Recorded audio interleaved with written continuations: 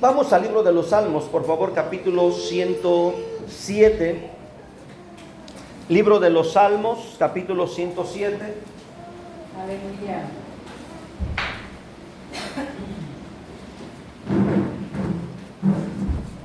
Amén.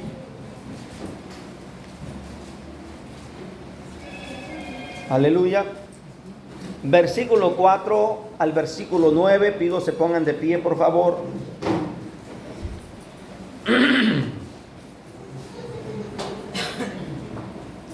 Salmos capítulo 107, versículo 4 al versículo 9. Yo el versículo 4, ustedes el versículo 5 y así alternadamente hasta el versículo 9, honrando al Padre, al Hijo y al Espíritu Santo. Anduvieron perdidos por el desierto, por la soledad sin camino, sin hallar ciudad en donde vivir.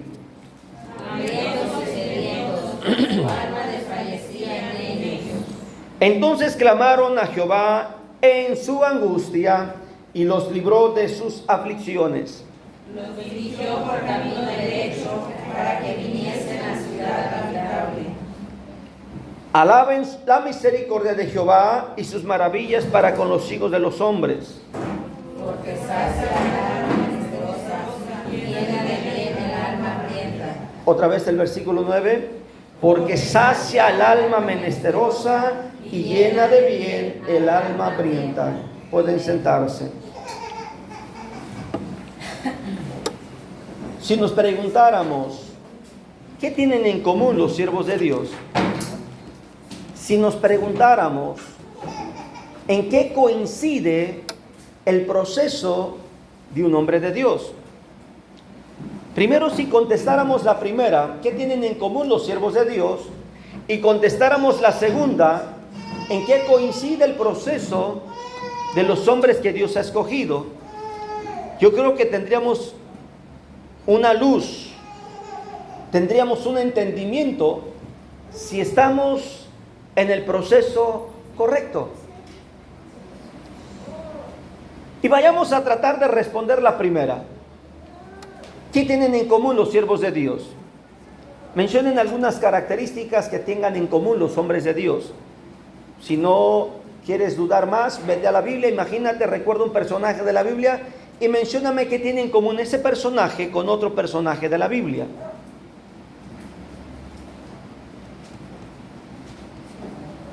A ver, sufrieron.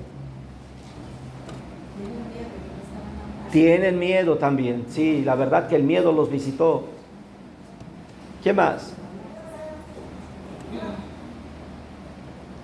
¿Qué tienen en común?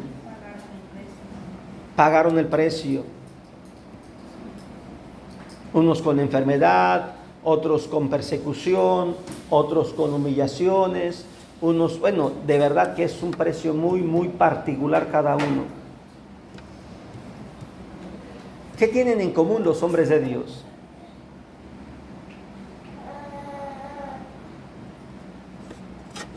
Todos tenemos temor del mismo Dios. Temor a Dios, del mismo Dios, temor del bueno, sino del miedo, temor. Jeremías dijo, prometí, quise ya no hablar en tu nombre, pero no puedo. Probablemente la mayoría fue llamado no por unas circunstancias no favorables y obedecieron, vieron y escucharon y no sé si me deben entender. Sí. Yo cambiaría la palabra mayoría por todos. ¿Sí me explico? El desierto. Si nos enfocamos a los primeros versículos que hemos leído, vamos a tener la respuesta de ambas preguntas. Lo que los siervos de Dios tienen en común y lo que tiene en común el proceso de cada siervo de Dios. Vayamos a ver, por favor, el versículo 4, versículo 5, dije los primeros versículos. Porque los hombres y mujeres que Dios ha escogido para un propósito, para un ministerio, un llamado, viven muchas veces cosas en común. Y dije hace un rato, al tener la respuesta a las dos preguntas, nos daría luz, entendimiento de saber nuestro proceso. Porque aunque estamos padeciendo, estamos pasando por alguna etapa, posiblemente no estemos dispuestos a pagar el precio. ¿Sí me explico? Si fácilmente decides bajarte de la cruz para agarrarte a golpes con otra persona, entonces no estás dispuesto a pagar el precio. Si fácilmente te bajas de la cruz para seguir el chisme con otra persona, entonces no estás dispuesto a pagar el precio. Si fácilmente te bajas de la cruz para murmurar a una persona, entonces no estás dispuesto a pagar el precio. Si fácilmente sueltas la cruz para dedicarte por un tiempo a los deleites de la vista, de los ojos, entonces no estás pagando el precio. Si fácilmente le pones en la cruz donde estás un papelito que dice, por el momento no me encuentro, regreso en 2 horas, no estás dispuesto a pagar el precio. Veamos el versículo 4.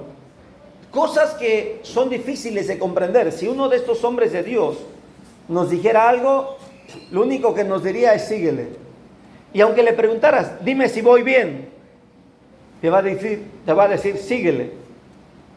¿Cuántas veces quisieras saber si lo que estás haciendo está bien y no lo sabes? ¿Cuántas veces has tratado de que Dios te mande un profeta, una persona que te diga, no, mira, deja de hacer esto, mejor hazlo así? Porque queremos una señal por ahí de que Dios nos dice si estamos haciendo lo correcto. Dice la Biblia, el versículo 4, primera parte del versículo 4, ¿cómo anduvieron? A ver, perdidos. Aquí no estamos en un desierto, pero a veces entre la ciudad estamos, en la misma familia estamos, y ya es algo muy común, que aún en la cocina la mujer también se encuentra, tiene todo para cocinar, pero ya no sabe qué cocinar. No es la falta de, sino que llega el momento de que entre la preocupación de la ropa, entre la preocupación de la escuela, entre la preocupación de la familia, entre la preocupación de nuestros padres que necesitan medicamento, la atención, es que no le he llamado a mi mamá, es que todavía no sé nada de, y estamos pendientes de una llamada, nos genera el perdernos del momento que estamos viviendo. Pero de esta pérdida no me está hablando el versículo. El versículo me está hablando de la pérdida, voy a usar esta palabra, aún de la razón. Porque muchas veces lo que Dios nos pide hacer no tiene sentido. Muchas veces lo que Dios nos pide hacer no tiene razón. ¿Me explico? ¿Quién de ustedes mandaría a su hijo para que lo matara los trabajadores que tienes? Eso fue lo que nos dijo Jesús en una historia. Que había un hombre que mandó a recoger las ganancias y los trabajadores mataron a aquel trabajador. Y mandó a otro y mataron al otro. Y dijo el dueño de todo el trabajo, todo el negocio, la empresa, vamos a llamarlo actualizadamente así, mandó a su propio hijo para hacer cuentas. ¿Y qué dijeron los mayordomos? Este es el bueno, este es el heredero, matémosle para quedarnos con la empresa. Es ilógico muchas veces que lo que Dios te está pidiendo tenga sentido de razón. Una mujer me llama y me dice, hermano, dígame si estoy bien o algo me está pasando, porque he amanecido, he despertado varios días donde Dios me dice que haga de comer y le lleve de almorzar a mi marido allá con la mujer que se fue. Le dije, ¿cómo? ¿Su marido no vive con usted? Dice, no, ya lleva 2 años, tiene familia y Dios me está diciendo que le haga el almuerzo y que se lo lleve.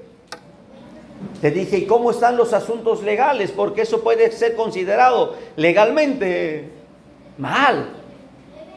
La mujer puede ir ante un ministerio público, ir a demandarle que quiere envenenarle y restringirle a su marido o a su ex marido que venga a visitar a sus hijos. Porque esto puede tener consecuencias legales. Hermano, pero es que ya no aguanto. Es más, me dice hasta que le prepare. Le dije, vamos a orar. Y dígale al Señor, en este día vamos a orar para que, si Dios mañana le va a mandar a hacer almuerzo a ese hombre con su mujer ahora, le diga al Señor que en este día le diga qué es lo que va a comprar para ese almuerzo.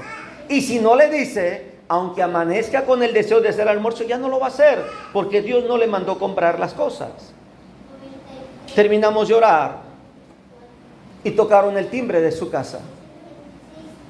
Y yo oí cuando gritó, ahorita, mandó a uno de sus hijos y se acerca el niño y le dice, mamá, dice una señora que si no le compra ciruelas.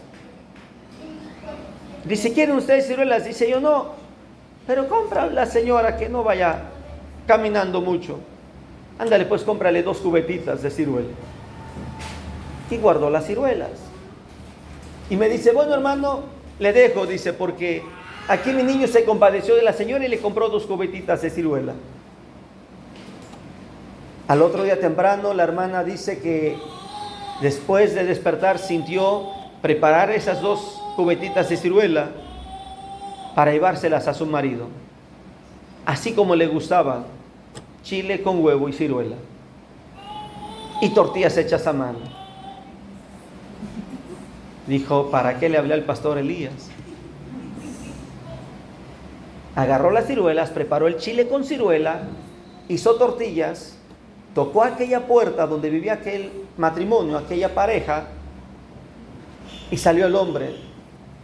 Se puso pálido al ver a la mujer y le dice, espero que no malinterpretes, pero siento en mi corazón traerte este almuerzo. Se le queda viendo al traste con aluminio tapado, el aroma le llegó. Aquel hombre se quebrantó, sus ojos se llenaron de agua y cerró la puerta. Y se fue la hermana. Esto estuvo haciendo por 3 meses, diario. Una ocasión yo fui a visitar aquella iglesia y la hermana me estaba esperando y me dice, hermano, ¿qué es lo que Dios quiere? Porque ahora me dijo que ya no le lleve ningún guiso. Le dije, bueno, si ya tiene lógica, ya no va a gastar para ellos. Vamos a orar y le voy a pedir a Dios, de igual manera como le pedí aquella ocasión, le voy a pedir que le dé paz y que en lugar de despertarla temprano para hacer el almuerzo, le dé un sueño profundo y que se levante tarde. Y efectivamente al otro día la hermana se levantó hasta las 11:30 de la mañana o del día. ¿Tiene lógica? No, cuando Dios te manda a hacer algo no tiene lógica. A los meses vuelvo a aquella iglesia a predicar. Pasaba y me dice el pastor, predícanos. Y yo veo en la última banca a aquel hombre, aquel marido de aquella hermana. Terminaron el culto y la hermana se sube a su carro y me dice, luego le marco, pastor, le tengo una noticia. Y le digo, ¿qué pasó? Cuando me llamó al otro día, dice, tengo a mi marido y con sus hijos. ¿Cómo? A ver, espérame, le digo. ¿Tienes a tu marido? Eso ya me habla de algo, pero los hijos, dice así. ¿Qué pasó? Dice, es una larga historia, pero mi marido llegó arrepentido y me pidió de favor que lo recibiera con todo y sus hijos. Le digo, ¿estás segura de lo que estás haciendo? Dice, no, pero Dios sí. A eso se llama proceso de soledad. No sabemos a dónde ir, no sabemos qué hacer, no sabemos a quién llamar que nos diga si está bien o está mal. Pero el hombre y la mujer que están en esta soledad actúa en fe, obedeciendo a Dios. No sabemos si nos va a ir bien, no sabemos si nos va a ir mejor, no lo sabemos. Anduvieron perdidos por el desierto. Dice el versículo 4, en la siguiente parte después de la coma, por la soledad. ¿Quién va a estar contigo? ¿Quién te va a acompañar? ¿Quién te va a decir buenas noches, que descanses, que sueñes con los angelitos? ¿Quién te va a decir en la mañana y cómo despertó? Y una palabra de cariño. No va a haber nadie. Que hasta posiblemente va a decir, ¿y para qué tengo WhatsApp? ¿Y para qué tengo Facebook? Nadie le da like a mis fotos, a lo que comparto. Tienes que vivir un proceso de soledad. Súmale soledad. Perdido. Después de sumar a soledad, de estar perdido, súmale lo que dice el versículo 4, sin hallar. Eso significa que vas a buscar. Y al que tú le mandes mensaje te va a contestar 2 horas después. Y a quien tú le marques te va a decir, te marco más al rato porque estoy ocupado. Y a quien tú esperas que llegue a la casa, no llegó porque tuvo otro compromiso. No te enojes con él. No abras resentimiento en tu corazón con esta persona. No es él, no es ella, no es la persona. ¿Qué crees que sea? Se llama selección. Selección. Porque los grandes hombres y las grandes mujeres de Dios fueron seleccionadas para este caminar. Y si no comprendes qué tanto es ese caminar, vete a la Escritura, Hebreos capítulo 11, y desde los primeros versículos te va a decir lo que es la fe. ¿Me estoy explicando? ¿A dónde te va a llevar la fe? A estar enfermo. Sí, la fe te va a llevar a estar enfermo para que te des cuenta quién es Dios. ¿A dónde te va a llevar la fe? La fe te va a llevar a ser criticado, a ser señalado, a tratarte de loco, de loca. Es que tú eres una desquiciada, eres un loco. Te van a calificar de eso. Si nos damos cuenta de estas características, entonces podremos comprender si lo que vivimos, pasamos, es parte de ello. Versículo 5. A las 3 cosas que he mencionado, estar perdido, estar solo, y si encontrar quien te acompañe en una llamada, en un momento, ¿qué dice el versículo siguiente? Hambrientos.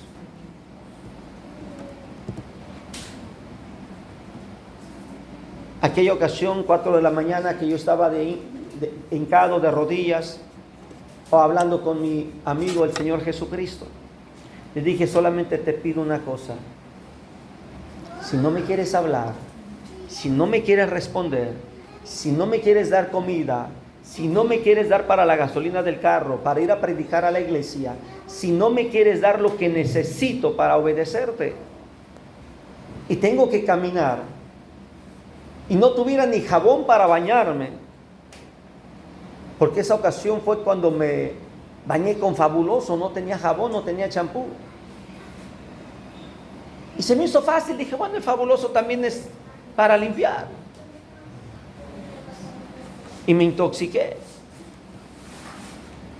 Dijo un compañero de ministerio, no hace falta que viniera un perro y me miara. Y a él se lo concedió el Señor, a mí no. Pero a esas 4 de la mañana estaba yo de rodillas diciéndole a mi amigo el Señor Jesús, si no me quieres suplir nada, solamente te pido una cosa, déjame sentir tu presencia. No sé cuánto tiempo pasó para empezar a ver, por lo menos que Dios me regaló un jaboncito de esos chiquitos. Solamente me bañaba con agua, literalmente, y lo digo porque es parte del proceso que Dios nos hizo vivir. Digo, nos hizo no a alguien más, sino a los siervos de Dios. A los siervos de Dios nos hace vivir ese proceso. ¿Sí me explico? Dice hambrientos, segundo sedientos. Y lo que te queda como carácter, como fuerte, dice el versículo, desfallece su alma. O sea, tus propias emociones te van a traicionar. Tus propios sentimientos te van a traicionar. No se diga el que va a estar cerca de ti. No se diga el que prometió llevarte el pastel de cumpleaños o la cena de Navidad y se le olvidó. No te preocupes por eso. Al inicio el diablo quiso jugar con mis sentimientos. ¿Y ahora dónde vas a pasar Navidad? ¿Quién te va a invitar a comer? Ningún hermano de la iglesia. Y eso que tú eres el pastor. Nadie te dijo, por lo menos, hermano, aquí está algo para que cene con su familia o cene usted solo. Y el diablo empezó a atacar con esos pensamientos. Fechas especiales. Nadie se acordó de ti. No te preocupes. Estás en el proceso. Abraham, cuando Dios le dice, camina por el desierto a donde yo te voy a guiar, no se imaginaba que iba a vivir todo eso. ¿Me explico? Y cuando ofrece un sacrificio a Dios, no responde Dios con fuego. Y cuando tiene un hijo, Abraham le dice a Dios, dámelo para mí, ofrécelo en sacrificio. ¿Me estoy explicando? ¿Sabes qué hizo Abraham en medio de todo eso? Fue fiel a Dios. Demostró su fidelidad a Dios. Abraham, en medio del desierto, nunca quitó los ojos en aquel que lo llamó. Amén, aleluya. Y no era como tú y yo ahora, que a cada rato oramos y queremos abrir la Biblia y Dios nos habla. Él no tenía una Biblia para ver qué le iba a decir Dios. Él no tenía una escritura para ver qué versículos le iba a hablar, y donde abriera la Biblia era la voz de Dios. No. Si haces un análisis cronológico, te vas a dar cuenta que él hablaba con Dios en muchos meses. ¿Me explico? Amén. La soledad es parte de un proceso. La soledad, el hambre, el deseo, el anhelo, aún de dormir, es parte de un proceso. Jesús lo vivió. Le dijo a aquellos que querían seguirle, Jesús dijo, mira, yo no tengo dónde recostar mi cabeza. ¿Cuál es el domicilio particular de Jesús en esta tierra? Sabemos que fue Belén. ¿Pero dónde vivió? ¿Cuál fue la propiedad que adquirió? ¿Cuál fue la tierra que sembró? Porque aún lo poco que trabajó como carpintero fueron los muebles de otras personas. Me estoy tratando de explicarte algo, que comprendas algo. Que muchas veces tu profesión, tu oficio, tus negocios no siempre van a ser para ti. Dios va a utilizar tus manos, tus conocimientos, tus administraciones para bendecir a otras personas. Y lo único que te vas a llevar de esta vida es la recompensa por el servicio, la fidelidad y la integridad de lo que tú haces aquí. Amén. Eso es lo que va a tener recompensa en el cielo. En el cielo la Biblia no dice que alguien va a ser recompensado porque tuvo mayor posición en esta tierra. No. ¿Me estoy explicando? No te afanes por esta vida. Cada hombre de Dios, cada mujer de Dios que encontramos en la Biblia, nos deja una frase que hay que recordar. Y una de ellas es la que le dice Sara a Abraham. Una frase que yo creo que Abraham hasta hoy se la recuerda a Sara allá en el paraíso. Pero no de malas, no de rencor, no de sarcasmo, sino de agradecimiento. Al momento le pareció locura, al momento le pareció ilógico, al momento le pareció sin corazón, cuando le dijo Sara a Abraham, echa a esta mujer y su hijo de aquí, porque ese hijo no va a heredar lo que herede mi hijo. ¿Qué diría Abraham? Sara, no tienes corazón, él también es mi hijo. Es más, si tuve ese hijo con ella es porque tú me lo pediste. ¿Tiene lógica? ¿Tiene sentido? Y todavía agarra a Abraham, le da un bule de agua, en términos calentanos, que es una proporción como de 3 litros de agua, y le da la porción de un día de comida, para irse al desierto. Es verdad que cuando Dios mueve cosas, personas, y te manda a hacer algo, posiblemente no tenga sentido, pero si estás en el propósito de Dios, si estás en el camino de Dios, vas a encontrar las promesas de Dios. Isaac tuvo como herencia algo que su madre exigió como madre y como mujer. Él fue propietario de su propio destino. La Biblia nos habla también de otro hombre que vivió un proceso llamado Jacob. Y Jacob tuvo que huir de su propio hermano. ¿Por qué? ¿Quién era culpable? Él no lo fue. ¿Quién le vendió la primogenitura? Pues su hermano. ¿Quién le incitó a robar la bendición? Pues su madre. ¿Me estoy explicando? ¿Quién preparó el potaje para darle a su padre? Fue su mamá. Y todavía viene su mamá y le dice, mira, no te preocupes, de las pieles vamos a ponerte en los brazos por si tu papá te llega a tocar, sienta los pelos, los brazos de tu hermano. Así es que su padre Isaac, con la falta de vista, le dice, oye, oigo la voz de Jacob, pero déjame tocarte. Lo tocó y dice, efectivamente eres Esaú. ¿Por qué? Porque era el propósito de Dios. ¿A dónde pasó su vida? ¿A dónde emprendió el éxito? Lejos de su padre. ¿A dónde él no pudo tener la oportunidad de decirle, mira mamá, ve cómo están mis negocios? Él no tuvo la oportunidad de decirle, mira mamá, te invito a mi boda. Él no pudo decirle a la familia de su mujer, oiga, pues aquí está mi hermano, el único que me queda porque mi papá ya falleció, aquí está mi familia, mis sobrinos. No, celebró su boda solo. Pero no queda ahí la historia. Otros 7 años por la misma mujer. Ponle precio a esos 7 años. Si fueran 100 pesos, ¿cuánto dinero pagó Jacob por el trabajo que hizo por amor a una mujer? Y si eso fuera poco, el día que esta mujer le da luz, este hijo roba el corazón, pero sus otros medios hermanos lo aborrecen. Y cuando viene el segundo hijo con esta mujer, la mujer muere. ¿Y cómo quedó Jacob? Viviendo con las mujeres que él no amaba. Y viviendo con los hijos que no amaban a su padre. Te pregunto, ¿acaso Rubén, Leví, Zabulón amaban a su padre? No, no lo amaban. Por lo tanto, la soledad, la aflicción. Dime cuál fue el domicilio de Jacob. Empezó su vida matrimonial y familiar con su suegro. Su suegro lo corre porque Dios lo estaba prosperando. Caminó al desierto. En el desierto llegó la sequía y su hijo José no está. ¿Y dónde terminó? En Egipto. ¿Dónde cerró sus ojos? En Egipto. ¿Y la tierra que Dios le había prometido? ¿Dónde está? ¿Me estoy explicando? Hay algo muy común que tienen los grandes hombres de Dios: soledad, perdidos, hambre. ¿Qué más encontramos? Si hablamos de su hijo José, se repite la historia. Él no pidió que lo vendieran. Lo vendieron, lo trataron mal, lo metieron a la cárcel.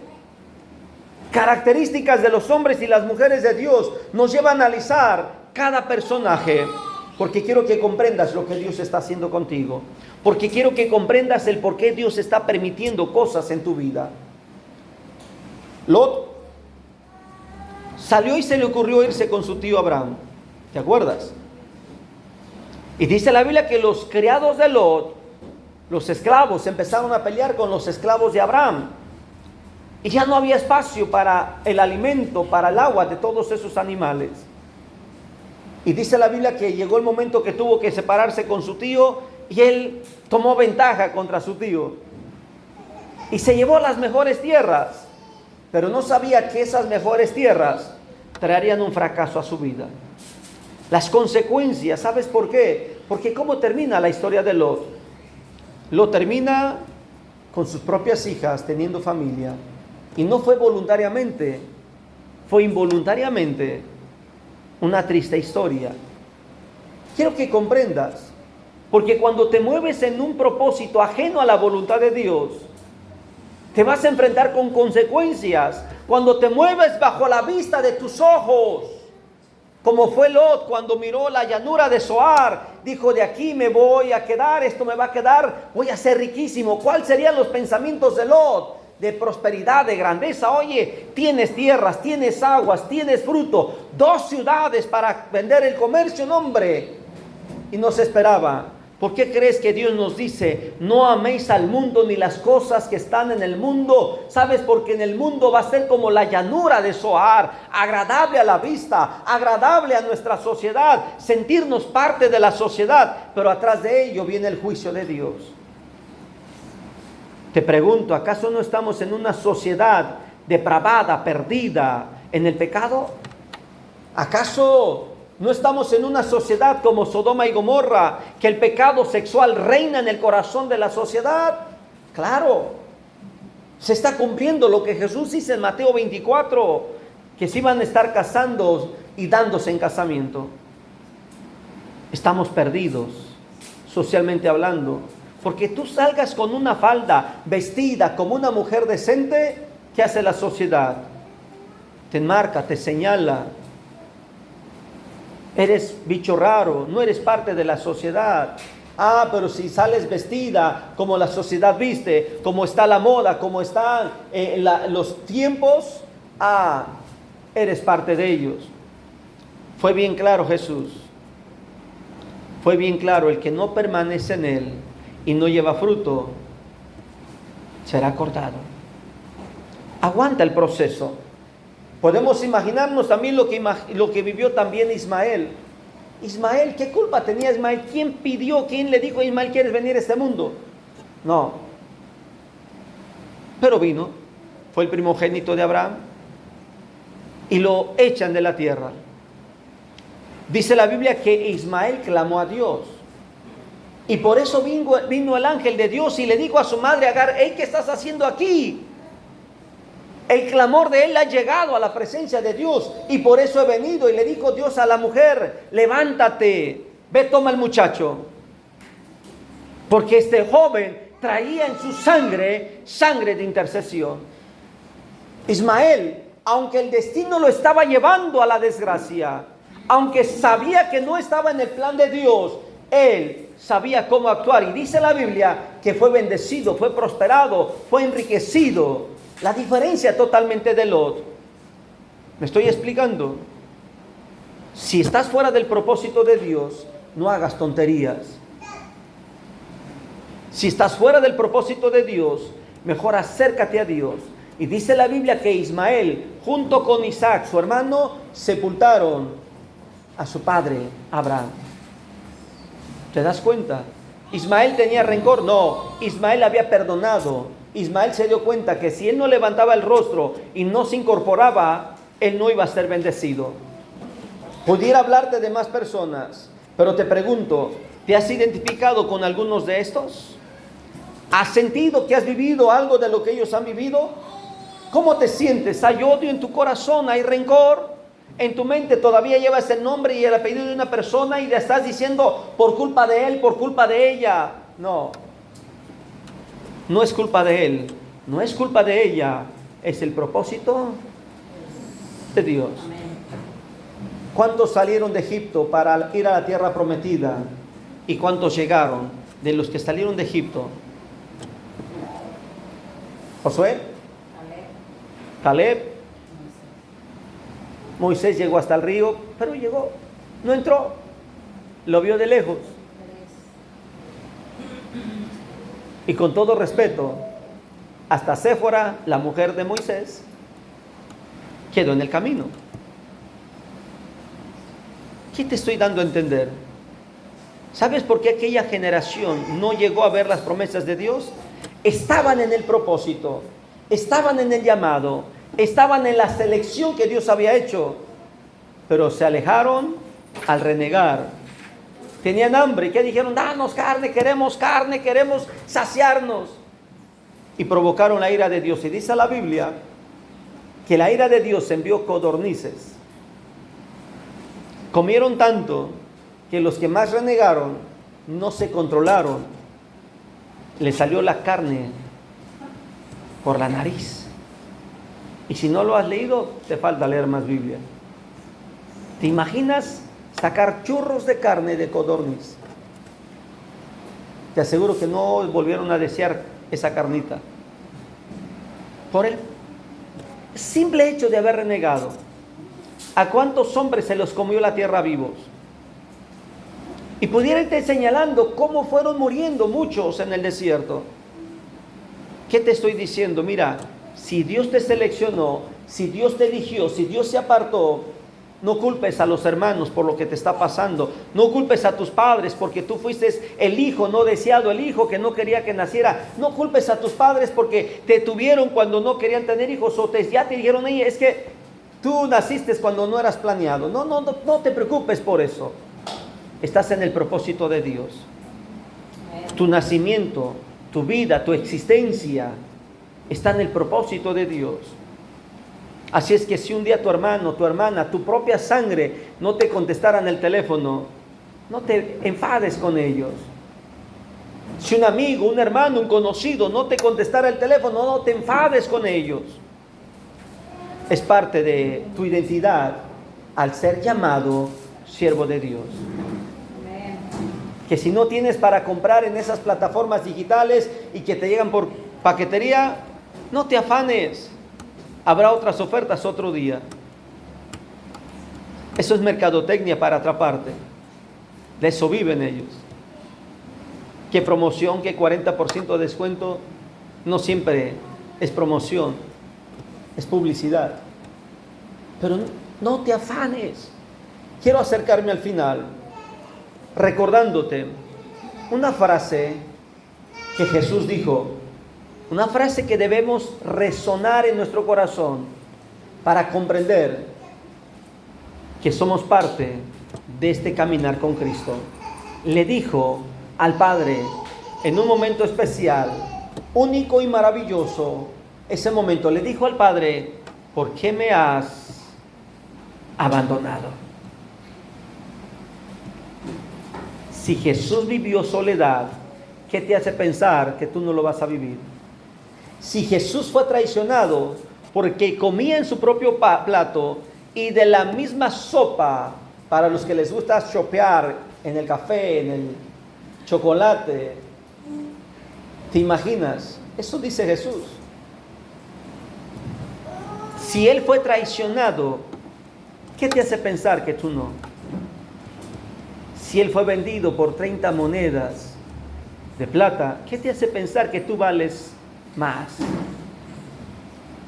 Si Él, que sanó a muchos, que proclamaron su nombre multitudes,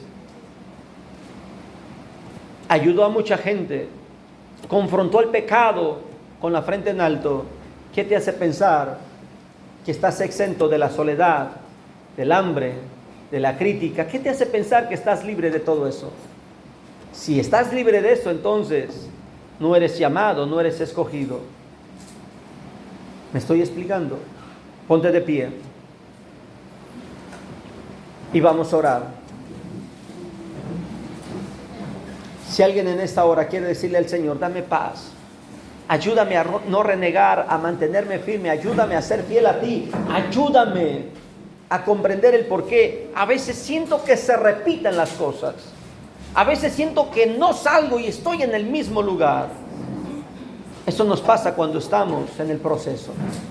Estamos confundidos, no sabemos, estamos sin hallar una ubicación, un destino. Padre, aquí estamos delante de tu presencia, Señor. Primeramente reconociendo, Señor, que parte de esta identidad en el ministerio, parte de esta identidad en el llamado, parte de esta identidad, mi Dios amado, que vivimos, es muy similar a la que muchos hombres y mujeres de Dios vivieron en esta tierra. Es verdad que a veces pensamos ya mejor regresarnos, pero la verdad es que aún para regresarnos ya no sabemos cómo hacerlo. Es verdad que quisiéramos que el que nos alcance nos guíe y ya no importa lo que pase, lo que queremos es salir de este proceso. Es verdad que nuestra mente nos llega a traicionar de esa manera. Es verdad que a veces nuestra alma está confundida, nuestras emociones, nuestros sentimientos no saben qué pensar ni qué decidir. Lo que sí sé, mi Dios amado, es que tu palabra nos dice que no nos vas a dejar solos. Prometiste estar con nosotros y que si estuviéramos enfermos y clamáramos a ti, seríamos sanos. Y el apóstol Santiago escribe en su carta, mi Dios amado, que podemos, mi Dios, ungir a los enfermos para tener sanidad. Tu palabra nos dice, mi Dios amado, que si encontramos, Padre, la paz de tu presencia es suficiente, la gracia es suficiente, y no nos afanemos por lo que hemos de vivir, hacer, comer o practicar en esta vida. Pido, mi Dios amado, que tu Espíritu Santo nos ministre y que tu Espíritu Santo, mi Dios amado, nos lleve cada día en este proceso hasta ver tu gloria resplandecer en nosotros.